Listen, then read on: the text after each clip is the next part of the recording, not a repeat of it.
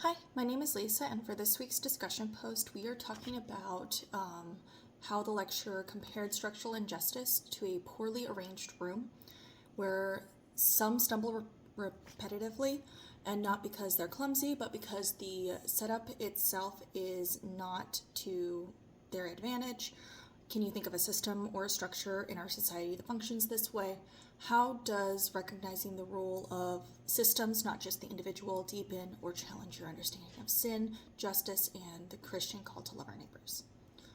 So, a structural injustice that could be in place is the process to help get diagnosis for people with neurodiversity. Originally, the DSM, which is the diagnostic criteria for psychology, relied primarily on committees that were mostly comprised of people who were middle-class American white men. This greatly impacted the diagnostic criteria with how expectations on presentation, what made up symptoms, and basically creating this idea of who can get access to the diagnosis with how these symptoms are presenting.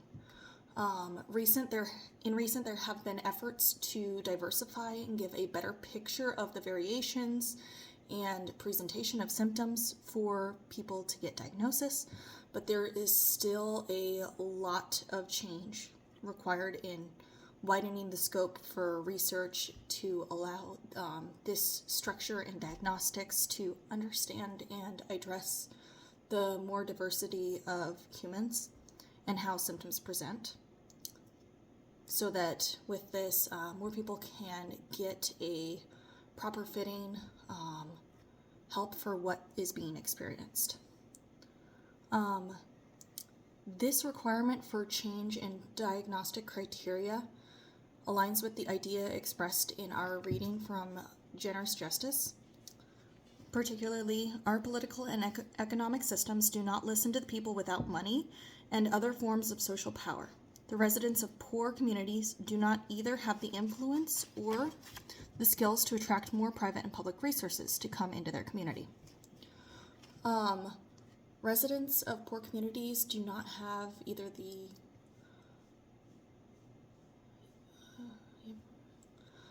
so because of this, residents not having these influence or skills, it affects them not being able to help with diversifying the diagnostic criteria. The system or standards of diagnosis is in many ways much like how the arrangement of a room is difficult for many people and a variety of people to navigate. Although there is slow efforts to try to change this, there is still much that needs to be done. I think that this recognition of role of the system deepens my understanding in sin, justice, and the Christian call to love our neighbors by highlighting the challenges in place to simply navigate life through a system that's not designed for all people. Thank you.